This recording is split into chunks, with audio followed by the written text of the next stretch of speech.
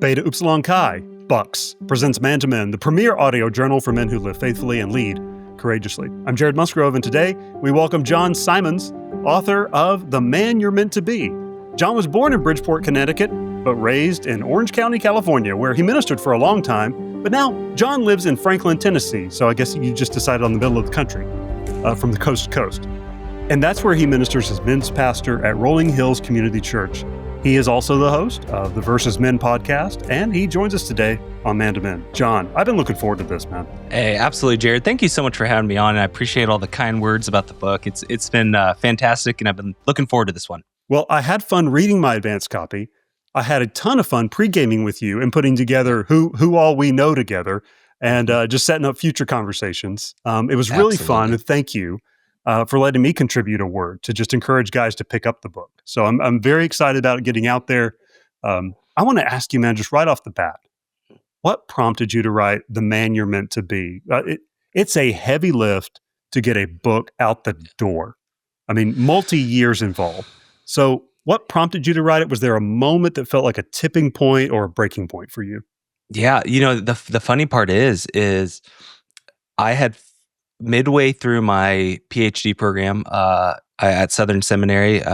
I'm now finished and graduated, but I was going to say that could be another tipping point. I mean, yes, that was its own. That dissertation out the door is hard. Yep. But God was laying it on my heart probably 2.5 years ago to write a men's book, especially given my background with men, but still in academia with Christian ethics, of how do we meet men in their messes right now. And I mean that culturally, but I mean it spiritual, even in their spiritual formation more importantly. Because just because we can look out to see culture on the landscape of it, we need to have the tools to navigate it, the discernment. But I was more concerned with what I was seeing as a pastor, meeting men as they come back in the church, which we can get into this, but there's so much data saying young men are coming back to the church. And that is it's an amazing thing. It's a revival amongst young men. It doesn't mean that still the majority of men are unwilling to come back or are skeptical of the church. And so just to be clear, but what we're seeing with these young men is a level of transparency and vulnerability that is something that's beautiful. And how do you meet them in their messes is something that has been put on my heart for a while. And so I actually was pitching an idea to a friend who's in academics as well. And it's like, would we want to do this together? And he's like, maybe. And the funny part is I got home about 3 weeks later from that trip. It was just chatting with him at ETS, Evangelical Theological Society. Oh, yeah. And for the uninitiated. Yes. Yeah. And Lifeway ended up approaching me and they said, we would just love a coffee. We want to hear about your experience. I was at a larger church called Saddleback Church in Orange County, raised and grew up there and then became a pastor there. And eventually then the men's community pastor for a while. And they were like, tell us about your experience from Orange County, how you had to shepherd there versus now in Franklin, Tennessee. What are the dynamics that are in play and the idols that are being served? Well, how are you helping men confront those? And it ended up being a 2.5-hour conversation. And by the end of it, they were like, this is needed. We need to acknowledge the wounds as men. We need to acknowledge that some of our formation is actually far outside the church at this point. And we need also a way back, a return to understanding our good Father and sonship and what that really means. And I love the fact that you've highlighted that. You've been one of the few, Jared, that have picked up on that notion, the identity piece throughout this book. And I'm truly grateful. But it started just 2.5 years ago to simply answer that. Lifeway and I were talking about men's ministry and how do you do this? How do you start to reach men again? And how to do it well as they come back in the church. And that's what birthed this project. Oh, man. Thank you for sharing that. I want to get a little more personal as well, just up top. Yeah. You dedicated the book to a young man in your life, your son, Noah. Yeah. Yep. What does he represent in your journey as a man, John, just as a father, follower of Jesus? Where's all that come into play? It's hard not to get emotional thinking about it because it's funny. I dedicated the work to him and then I wrote some poetry to begin the work. And that was actually something I wrote to him as he was about 2 weeks before he was born. Wow. And it's about navigating the life that he will come to know. And there's difficulty, there's pain.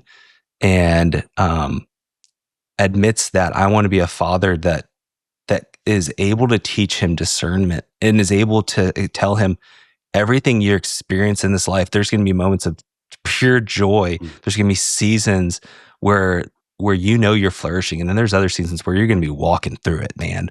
And I want you to know, as my son, I'm going to be there with you.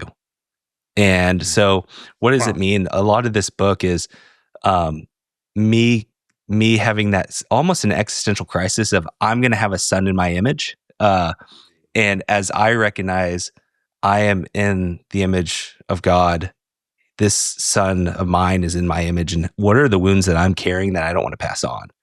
What are the wounds that I'm carrying that I'm surrendering? And I'm looking to Jesus to say, help heal my wounds, because I want my son to know that I've surrendered it all to you. And that's the journey and the process of fatherhood, is often having them walk with you in your own messes, so you teach them the same thing. Wonderful. And it leads into, and you said, I hope more guys pick up on this when they get the book, because the idea of sonship, I would say, just speaking very personally, it's like, I don't know another way to see myself with God, knowing that, and that's a gift. But what I found out, a lot of men need that gift. And so you don't begin the book with, the way a lot of them begin, which is kind of, hey, you need to man up. Put some effort into your discipleship or whatever. You actually begin with a son down, S-O-N down. So sonship, John, why is that the foundation of true masculinity in your work? So something that when I was writing this book, and this overlaps some of my academic work, but I read a lot on the image of God, and what does it mean that that's our identity? And if that's truly our identity, then we need to live further into that. And when we talk about the Holy Spirit, helping us conform to the image of Jesus, that's Romans 8:28-29. What I'm doing is I'm overlapping that idea, and I'm asking men if this is really truly who you're called to grow into. As we strip off layers of our flesh, that we're actually being called towards greater flourishing and freedom in who we really are. And the tendency, and again, I want to make sure that, because I understand it's so easy to tell men, hey, just act this way. And, if you have the right habits of a godly man, you'll become a godly man. You got to practice it, so to speak. I'm not fully against that notion. I just want to clarify. That's how most of us started, right? Yes, exactly. Yeah. Yes. And that's the thing but that's a great starting place. And it's a starting place for maybe a moral landscape that was 20 years ago, where I think we held a tighter bond within masculinity and culture. And now that has been ripped apart, and literally, we have to now assume nothing. And I'm instead pointing us towards an identity piece in Christ and saying, now let's work from there back. And so, because here's the thing, and I get to this in the book too, you can do the right things and believe you're doing it for the right reasons, but if your heart's not fully aligned and in union with Jesus, the biggest thing that can happen is you become a whitewashed tomb, and I'm scared of that for you.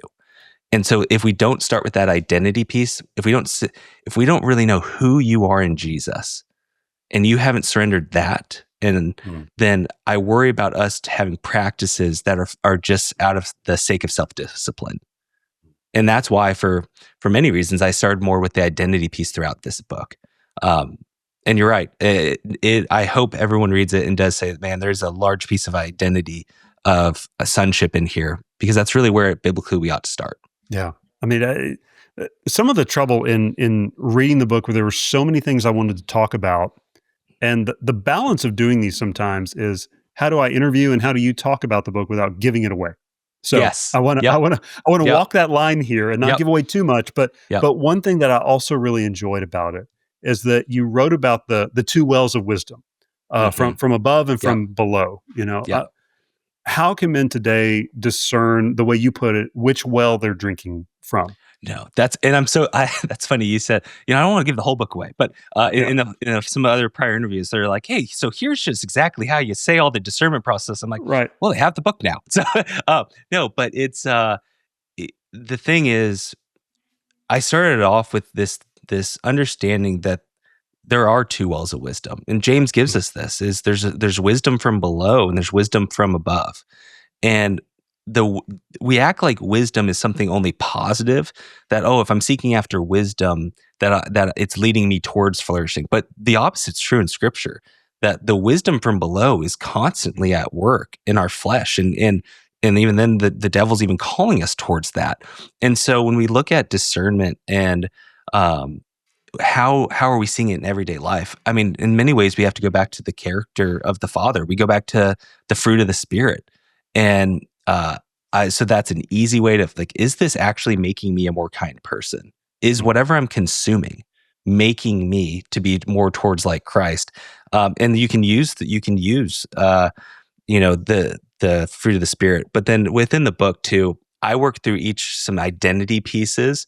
And I start in chapter 1 giving you some prayer prompts of, if you're drinking from below, it's probably going to look like this.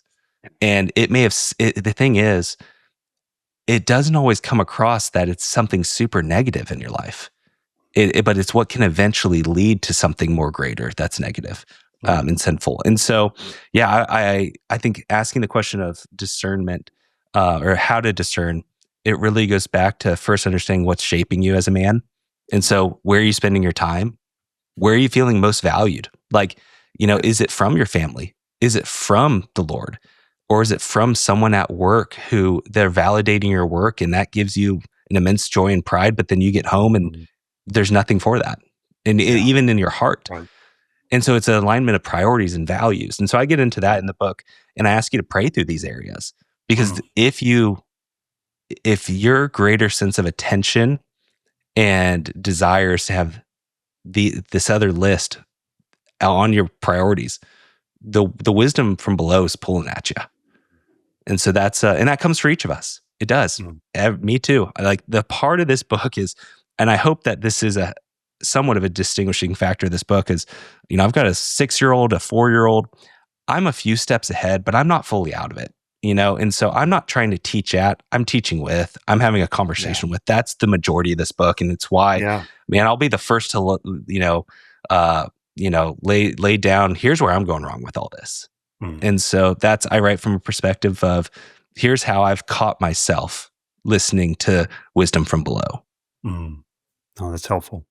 You bring up those different areas, and sometimes just where we feel like we need to perform to get affirmation in different areas. One spot you talk about a little bit in the book is church. You speak often to men who feel disillusioned with church, and just talking as two guys who really love the hearts of men and have spent a couple of decades or more really doing this work and sitting with hundreds of guys, if not thousands between us. I'm finding more and more men, particularly, maybe like geriatric millennials down, not Gen Zers. Yep. But a lot of us, I think, feel homeless within our church. We attend, we check the box. I don't think we've given up on Jesus. I think I've met with several guys who've just de-churched altogether, but they still believe in the Trinity. They'll still read the Bible. And honestly, some of it we have to own. Christianity, but we have done a great job of creating performative Christianity, sometimes as church leaders. So that's a huge bucket. That's like 5 podcasts right there. But you speak to the opportunity. So what's the opportunity that you're sharing, as well as the warning that the church offers to men particularly? Yeah, right now, and here's the thing, we're in a cultural moment, and Jared, I know you agree. We're in a cultural moment right now where I think the church can take back some of the ownership of what formation and development for men in this culture can look like. And we have an opportunity because things have become so chaotic in culture. And I think one of those things that, because it's become so chaotic, is the formation of men has largely been moved outside of the church to creators and social media. I mean, in some ways we can get into this later, but there's an aspect of these outsiders that I call it, of the Jordan B. Petersons, the Joe Rogans, and a few Navy SEALs, something like David Goggins or Jocko. Right. That the call to a virtuous life is now almost replacing what men found in the church 25 years ago. And that's scary to me because that's not the equivalent of what Jesus is calling you to as you offer your life to him. And so when we think about in the church, though, when we walk into church, it's exactly what he said. I know many men who walk in and say, I'm here for my wife. I don't know if this pastor speaks to me, for me, or is with me to equip me. Yeah. And because we're not willing to meet them in their messes. And because that would take us at the same time saying, I've been there. Yeah. And oftentimes discipleship is messy. And it takes almost always if it's working. If it's working well, it is. Because what you're doing is you're presenting to others all your misordered loves and desires. That's right. And so I think a large piece of in the church right now is, are we willing to meet them by actually walking with them and telling them our story too? And that just frame of, it's not what we need to teach these men, it's what we need to walk with them, is an adjustment piece that I think could be going on. Yeah. And I think I think what we saw with men and, growing up in mega church, you saw that women were often, seen as, okay, let's appeal to the women because they're more likely to be involved. But I think in this cultural moment, what we're seeing is that men are having an existential discussion of what does it mean for us to have purpose? Yes. And along with it in the church, as we figure our stuff out, and as they start to listen to guys like Jordan B. Peterson who are challenging them, the thing is they're expecting and hoping to find it in the church too. And if they don't get that experience, then the letdown and disappointment comes, and eventually bitterness. And instead of meeting them in that place of what do you want out of, like, how can we actually be equipping you? If we just say, well, you guys, most likely half of you aren't going to turn out, and we have a difficult perspective on what's the ROI on this. Right. Yeah. That's for some churches, that's a thing. And I think that's the caution I would give churches is if you look at the ROI in terms of just numerical, it may be disappointing at first, but I guarantee you it will grow. Yeah. And that's because men are desperate. Men are spiritually hungry to be in their church, in the life of the church, and to be equipped. Because at this point, especially so many young men, they haven't had the model or the apprenticing or the mentorship. That's what they're desiring. It's what I got in the church. Yeah, I grew up in a broken home, and my dad moved out in high school. And so my youth pastor became the person I asked so many uncomfortable questions with. And then later, even being in ministry, I continued having mentors. Still to this day, I have mentors that I talk to all the time that I can ask them whatever. That's what many men are. And I'm realizing what I've participated in and I've experienced, so many men who are not even called into ministry, but just general of how to live into their calling as a man, want that exact same thing. And that's the cultural moment we find ourselves in. We do. It's interesting. As I listen to you talk, two things are coming together for me. We've got this quiet revival of younger men who are coming back to the church. And that's happening in Europe. We're starting to see it happen here in the States. College men and just a little older. But then, as we talked about a little earlier, we've kind of got the quiet quitters of church. Yes. And those are guys who are, more seasoned, if you will. And so when we're looking at those groups of men forming community like what you say, and you're right, like you say, you can't do this alone. What can true brotherhood look like specifically in the church or Christian circles? How can we begin to take back that narrative? Yeah, I think it's starting to own the fact that if we can cultivate friendship with men, that's a great first step. Because here's the thing, many, as young men are coming back into the church, I don't want to celebrate the fact that they're just coming. Because, the loneliness epidemic is apparent, and we should expect people to look for avenues to hopefully have solutions in that in their life. And I'm grateful that the church is becoming seen as a valid option in that. Yeah. But what we also want to do is create a culture for these men of vulnerability as they come back in, that they can express that I'm struggling with drinking, I'm struggling with pornography. And in fact, let's assume it. Because once we start assuming it and we normalize in our men's groups, whether it's in a church room or around a fire, at your house, in a men's community group, let's normalize the fact that we understand men's struggles right now. And I think what that does is it starts to pull back the defenses that we have, because that's another part of the this ball game, is to how do we help men feel comfortable to actually say, I'm failing, because they've been told, hey, I can't fail, even in their marriage, in their parenting. One, they're carrying so much stress that it just feels daunting to feel like I'm already a failure. But then when you start to say, well, let's work on it, man, that can be almost even harder. Yeah. So, sorry, I don't know if I fully answered your question on that. No, but what is it? I actually want to dig a little more into that, because this is a lot of my week, and I imagine quite a bit of yours. Is helping oversee as an exec a national fraternity. I still get to have a lot of personal conversations with men. I mean, age range. We talk to guys here. We have listeners from college age up to they're looking at retirement. So talking with men about that, how do you begin to assume what men are struggling with without being I don't know, presumption may not be the right word, or accepting of the facts, like, oh man, because we've all been in those accountability groups, man, me too, and we blow past it. So how would you coach some of the guys who are listening, regardless of age, to begin to normalize the sin without accepting it? Yeah. So one of the things that, we have with our men's groups is we do heart check-ins. If anyone's familiar with Chip Dodd, he wrote a voice called The Voice of the Heart, The Needs of the Heart. I love his work. Great book. And he's, great. He's just phenomenal. But instead of asking, we do assume like, hey, is there something you're struggling with? But where this week are you finding your meaning? Where this week are you tackling loneliness instead of attaching to yourself in friendship?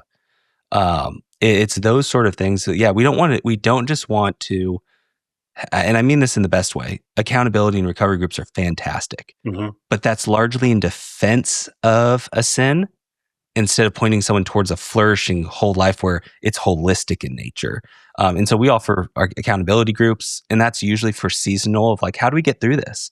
But I would say, as you point people to a full surrendered life in Jesus, what that means is you're going to go through and evaluate and point your whole identity and your friendships. When you go around the circle and you're talking about, where you're spending your time, what you're valuing, it's really the question of what are you worshiping?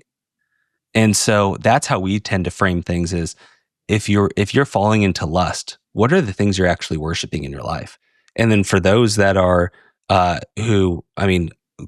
we're so grateful, but as men find sobriety, we're encouraging them to take the steps of leadership and say, I'm going to lead a group, and I'm going to mention my story, and I'm going to be open about it so that men feel comfortable if they are. Right. But then in other areas of their life, when we do just general men's group, are we having a ruthless sense of honesty in our conversations? Whether that is, this week I'm struggling as a dad, and this week I have been short on patience. Maybe it's I yelled at the kids for something that really wasn't their fault. It's that ruthless, that sense of rigorous honesty that we need. That I think then you don't just pinpoint the sin and make it all about the sin, but then you ask yourself, okay, in this self-examination, in this rigorous honesty, how then do we actually feel God's love and grace and mercy? And how are we pouring ourselves back into that sense of things, of reminding ourselves, if the Lord is this patient with me, if our good Father is this merciful with me, am I reminding that, and are we committed to that as men in this church? And that's something that we just are pointing guys to, is the fruit of the Spirit. What does that actually look like in your daily life, and what's challenging that? So, yeah. Would you mind sharing, John, just because you talk about those burdens, you talk in the book about the burdens men carry silently. Just to share, man, I'm inviting you. What's one burden you've had to name, lay down, leave at the feet of Jesus? Yeah. So something that I mentioned in the book is pornography. And so I started looking at porn when I was 11 years old. And I did not put it down until my early 20s. And it was even in seminary when I had my worst experience was when I was at a Christian college, and I was living a double life and not owning the fact that I was addicted to it. And then I white knuckled it, behavior modification, for a few years, and thought, oh man, I'm finally through this. Right. And then in seminary, I had a relapse and started going to a recovery group. And that was one of the best things, because it was, man, if I can admit to someone, as I'm in seminary right now, that I'm struggling, there's a freedom in that. And that's where you really start to say out loud, man, I'm hurting here. And so that's a lot of this book is, now when I think about many things in my life, like I have friends who I talk to daily, and they know if I call and I'm just like, hey man, I need a heart check in, man. I'm not doing good today, you know? And it's not about the things of my 20s anymore, but it's different things. Yeah. And that is what I try to get to in this work is, for some men, it may be they're still wrestling with the same vices that they've had since they were 11. For many, for some, they aren't in that season. But the coping strategies of that most men don't. I mean, if I'm honest, like I struggled with coping strategies for loneliness, for anxiety. And that was a big piece of why I was delving into the things I was. Right. But now in a new season where those temptations, they're like far, far distant voices is what I like to say. You know, they're not as, some men who are struggling with that issue. It's like it's in your ear. Well, it does grow more distant in time. But there's other things in my life, like right now, where I'm surrendering control to the Lord. I'm coming out of a season where I finished my PhD a few months ago. I was writing this book at the same time, two separate books that they don't necessarily overlap either, which, I mean, no, and those are two very different kinds of writing. Yes. Yeah. Yes. And so it was taxing. And so the thing that I'm surrendering to the Lord right now is the sense of control of, I try to hold things together, because if they don't, then man, I don't know if I'm going to be accomplished this week and that, and everything won't be in perfect equilibrium like I like it. And so that's a big control piece right now. And then at the same time, after this season, my wife and I have talked of, man, it's just time to quiet ourselves. It's funny. I write about in the book that the quiet life of a disciple. Jared, I wrote that to myself. Like much of this book, I wrote it to myself, because I felt the Lord throughout this entire work saying, yeah, I'm using you to write this, but I'm convicting your heart first, man. And that's what I felt was you write some chapter. I wrote most of these chapters, and I ended up weeping through most of them because it was written to me. And that's just the reality. And that's why so many of these lessons I ended up going back to write some of the introduction, and said that these lessons in this work will look different in every season. And I truly believe that. For the man who's reading this in their 60s, it's going to hit them in a different way than the guy who's 20. But it's funny, as we get a lot of early readers reading it, it is there. I didn't even mean to write something a certain way. And a 60-year-old is taking it far different than the 40-year-old. And it's still beautiful. Man, that is beautiful. Thank you, man. Thank you for opening up and sharing that. I experienced that heart as I read through the book, and why I would hardly recommend it to guys. What do you hope a man hears when he finishes this book, sets it down? Yeah. Do you mind? Can we go back a little bit on? There's one piece that I meant to chat with you about, because I think one piece is the chapter 3 of Spit You Out, and I know you've brought it up before. That was one piece of that book. It's chapter 3 that I know if there's someone who's probably going to be like, man, why does he get to say that? Well, I wrote, the reason I put in as much of my personal story in there as I could was because I get that. I get the guy who's coming to church on Sunday right now and checking that box, like you said. But the thing is, when you're in that season, you often are numb to the reality that you can't stay here in that season until something wakes you up and it hits hard. And I think my prayer for that chapter, and for the men that you say, I mean, because you referenced it so well. We're coming on Sundays, we're getting something out of it. It becomes a consumer mindset, which is dangerous in the church anyways. But I think what we do, and maybe that's why in this moment, the challenge from churches is to invite men to lean in and to evaluate, how are they really leading their families? How are they really spending time with the Lord?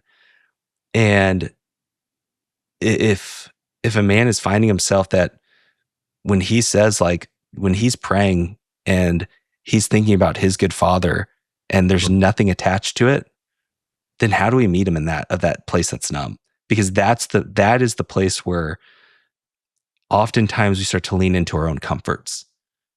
And that's a scary place to start to lean into your own comforts, because that's where the shadows of your life grow. And so anyhow, I just wanted to touch at least on that chapter, because I know for some men who are gonna read that and be like, man, I threw myself pretty hard on the sword first. But it was something that I felt like was needing to be said, because you also get these younger men in the church too. And I think they become upset that they're not seeing the level of vulnerability from some older men or from those who have been there for a while. And they're like, I'm willing to throw myself out there. Why aren't you? Mm-hmm. And I think that's its own dynamic in the church right now. It really is. Yeah. What do you think about that? Because I kind of live that spectrum too. I am amazed and grateful to God for the courage that I see in young men to be vulnerable. And that is to be applauded. I think as we get older, the shields just start coming up, and it does become more costly to be vulnerable. So how would you steward men to think about that as they think about their own life? One of the things that I think the generation above me, and I think there was such a cultural shift from men spending a lot of time together. I mean, for better for worse, men going to a bar together, men coming over to hang out. You hate the stereotypes that get all right of, like, in TV shows where it's just the man's doing his own thing and the wife's caring for the kids. Like, that's not the biblical model in any way. Right. Well, what I'm thinking about is, like, kind of the king of the hill picture, like the four guys in the back alley just hanging out. But see, that's the thing. I think we've lost that. And I think for many men, and right now in their 40s and 50s, they're grinding so hard in the sense of their vocation to provide, that it's the weight of pressure to provide, that I don't have time to go hang out with friends. I've got to do this. I've got X, Y, and Z, or I've got to take the kids to sports practice. And I think while that is good, if you eventually release your own, needs of the heart of friendship, there's a cost to it. Because there's a cost to having a friend who will sit there and be like, hey man, you don't look great. You don't sound great. It's that you can look in the mirror a lot, but sometimes you need someone to help you. And so that, I think, is a piece that younger generations, I think they have maybe a little bit of a stronger sense right now, because culturally they haven't been told to do much. So they're latching on to relationships, and they're latching on to, how do we do this together? Whereas I think the just older generations right now, it's not bad, but they're having to relearn the art of friendship. It's insightful. There's probably another book too. Yeah, probably. Yeah. Right. Yeah. Several. Well, man, just to wrap up today, we always do a section in the show with most guests called Everywhere, Every Day. And it's a more personal conversation with the guests on how they live, move, and be. Really born out of my own curiosity, just like, what do different guys do all day? So let's start at the top. What time do you get up in the morning, John? What are some of the first things you have to do? It depends whether my son Noah wakes up at 5:45. He's an early kiddo. If we can get him to sleep until 7, I'll wake up at 7. I'm a little bit on their schedule, but I'm actually pretty much a night owl. So, like, some of my best time of prayer and being alone in the Word is like 10 o'clock at night. And then I'll wake up with the kids, usually try to have breakfast if I don't have morning meetings. And so that's kind of family time in the morning really matters to my wife. And I will be very open that there's times when I absolutely fail at it. But even sitting there making pancakes every other morning or whatever it may be, that's kind of as a family, we really do it that way. And then if say the kids do sleep into like 7 and I get up early, I'll squeeze in some more quiet time and study time. And so that's what I'll try to balance it out. Yeah. Thoughts on coffee? So I just do straight black coffee. The whole Starbucks thing and a lot of the drinks with any dairy. if we ever do hang out, please do not give me much dairy because I'm dairy intolerant. So that's yep, that's a no-go for my coffee. That's fun. Well, along those lines, how do you care for your own body? And when we are embodied souls, how do you care for that that aspect of your creation? So I used to work out like every day, especially when I was younger, weightlifting, and now I've actually the last few years I've had a different rhythm because I find myself if I lift every day that it amps me up more than I need to be, and so I actually now go on walks for like hours. So I will once the kids go down, I'll probably go on an hour and a half walk every night. And it's one of the most peaceful things in my life. And my wife will come back and she's like, "How was?" I was like, "Great." Me and the Lord had a solid conversation. And so it's one of the things that's one of my ways of renewal every day. Well, that might answer some of my next question, which is how do you care for your own soul? Yep. That I am someone who I do need structure, and I've realized that throughout my life is if I don't have structure, I simply will just have my attention any and every place. I don't want to be on YouTube just consuming mindless videos, and even good sometimes. There's times where I'm like, it's okay if I'm listening to Joe Rogan for an hour here, but if his conversations are usually 3 hours, I don't need that.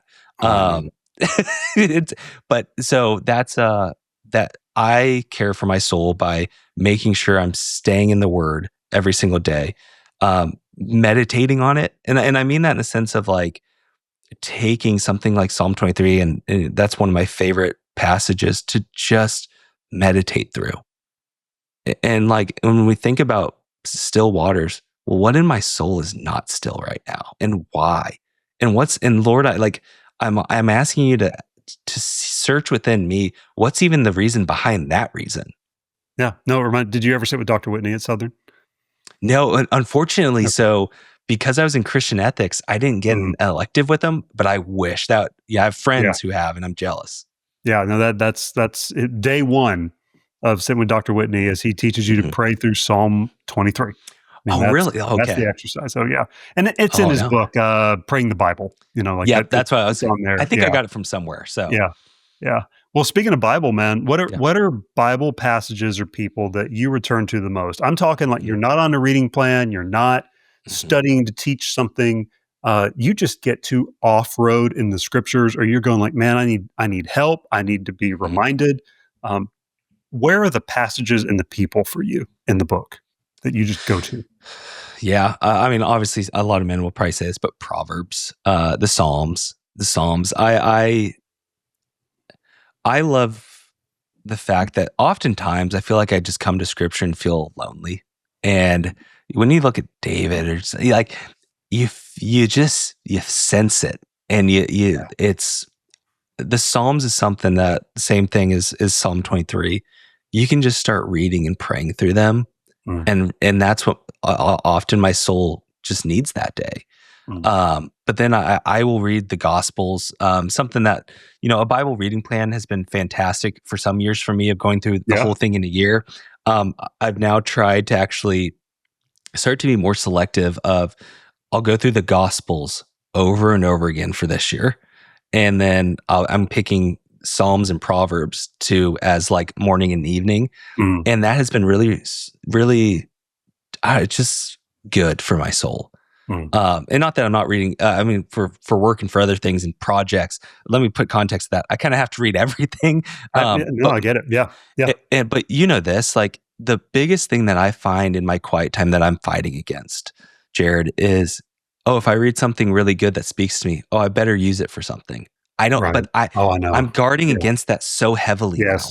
Yes. And that's what I'm trying to set myself up for now, is if I can just have this stricter reading plan with what I'm asking, because I know I'm going to go to other parts of scripture for other projects. So if I can just dwell in this, it kind of helps me say, just put down all my guards and go and just read. That's good. Yeah, that's hard. That's hard for teachers and preachers and pastors to do. Yeah. Counselors, just all of us. We've talked actually quite a bit about friendship on here. I don't think you can't not talk about it when you talk about speaking to men. What's friendship look like for you at this stage of life, John? Yeah. I moved here about 3 years ago, and I will say when I was in Southern California, so many of my friends that I grew up with had already moved away. And one of the things that I would say, I think the Lord has been so just generous and graceful and gracious, I should say, has been when I moved here. One of the things I actually prayed for was, Lord, yes, I want to, of course, get to know all the church staff, but I also want a group of men outside the church that don't work for the church that can be my closest accountability, my closest friends. And because prior at my other church, I would say most of my closest friends were pastors, and that's both good and bad. That's both. There's elements of that of brotherhood in the church that is desperately needed. If you can't be honest with another pastor at work that, hey, it's a rough week, that's not fun. But then I think something that the Lord really spoke into me was, have both that. Don't sacrifice outside friendships. And so right now, I have some really close friends who we talk almost every day or every other day. And they're with me in men's ministry, but they're not on staff. And it's one of the most beautiful things. And friendship looks like for us here. This is the first time coming from Southern California where you don't really get a backyard. I've got close to an acre, and so we have a little fire pit.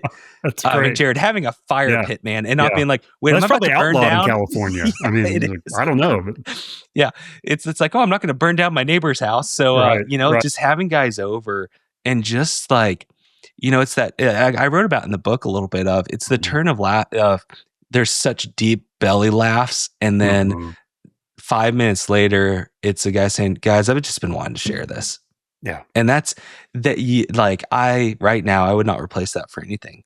Like it's helped me have health in my life in a different way that I didn't realize I needed. And a part of this book, it's a part of this book, because we can all become obsessed with our vocation.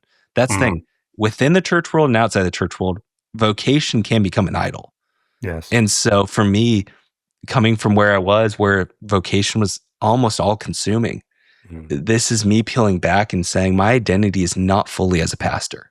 And if it ever gets to the point where it feels like it is, that's me not recognizing the unhealth. It's not the church's fault most of the time. That I have accountability in this. So that's what friendship looks like. And they keep me accountable to that. Oh, that's fun. What do you read when you get to read for fun, John? So that was actually something I reread Lord of the Rings most years. But I've been going down just a path of I'm rereading some of C.S. Lewis right now. I mean, fiction, not just mere Christianity, the popular ones. Yeah, so like Space Trilogy. So I'm going to do Space. I've never read Space Trilogy. I'm actually going to do that. I'm on record on this show just saying I struggle with the Space Trilogy. See, that's why I haven't done it, Jared. Time getting into it. Everyone tells me that, and so I don't want it to ruin my fictional relationship with C.S. Lewis. I do understand that. Yeah. But so I've actually been doing just fiction, and it's I like science fiction. So like I just started Project Hail Mary. It's the movie's coming out soon. You can beat it. Oh, there we go. Yeah. So see, it's stuff like that I actually find how balancing out my life creatively is something I've realized more than ever I need. And so I've always drawn to fiction growing up. And so that's why, it's kind of like a return for me of this is to find a little bit of peace in my life and not just always be consumed with, hey, that would be a great book idea. So, yeah. Well, man, let me ask you my question, because I do sometimes struggle with guys I talk with, in convincing them to read fiction. They want to read that. They want to read, history or, real world stuff, which some of it is really great. Yeah. And stranger than fiction. But if you've got one shot with a guy and a fiction book, what are you going to recommend him? Oh, that's hard.